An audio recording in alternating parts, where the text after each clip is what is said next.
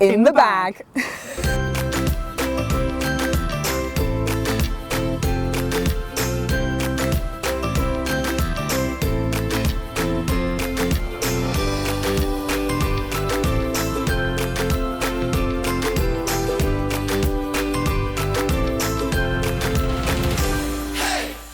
Hello, welcome to Get Gardening. I'm Thordis Fredrickson. And I'm Ian Ruth. I just spotted a plant here growing, scrambling over a fence by the veg patch, which I grew for the first time this year. And I've been really impressed by it. It's the Chilean Glory Vine, and I'll let you say the Latin name. Echromycarpus scabra. It's a very, very nice thing. Produces, as you can see, these beautiful dark orange, almost red, small sort of trumpet-like blooms. And it's a wonderful perennial climber, providing you can give it a good free draining soil and a nice south-facing spot where it gets baked. Very easy, I've been told, to grow from seed, though I cheated and got mine as plugs. I wanted to sort of get it away. The thing that's been really impressive about it is it does so much growth in a year, and it scrambles itself. It's really quite sticky. It's got all these sort of tendrils. It's got these wonderful tendrils, these leaf modifications, where it will latch itself onto anything, fellow plants, fences, wires, whatever you can find.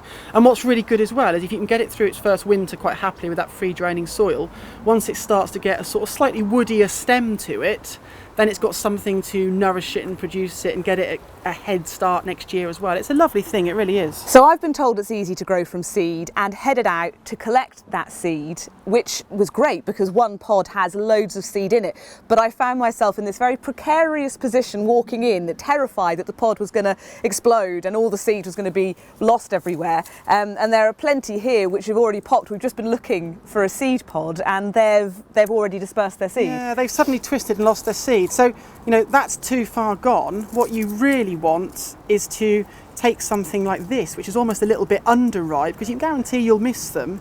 And then what you need to do is to sort of dry them off. Now, the seed will still ripen and dry even in the pod like this. But what I would do is get yourself a bag or an envelope.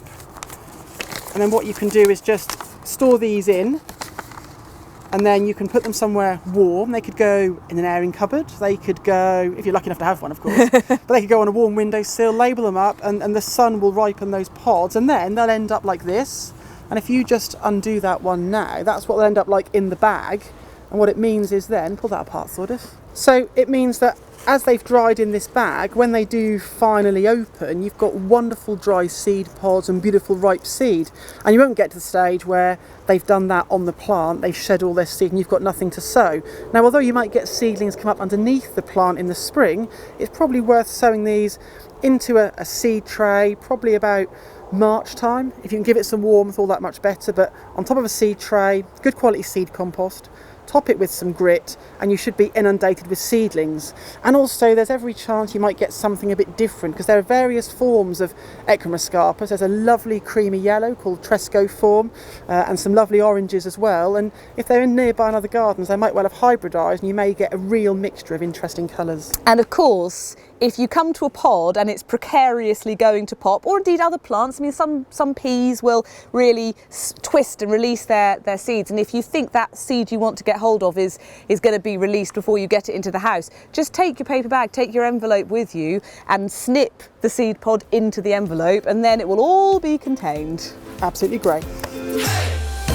Oops, sorry, I thought you say okay, but you actually meant okay. Right, okay, 3, 2, 1. Ready?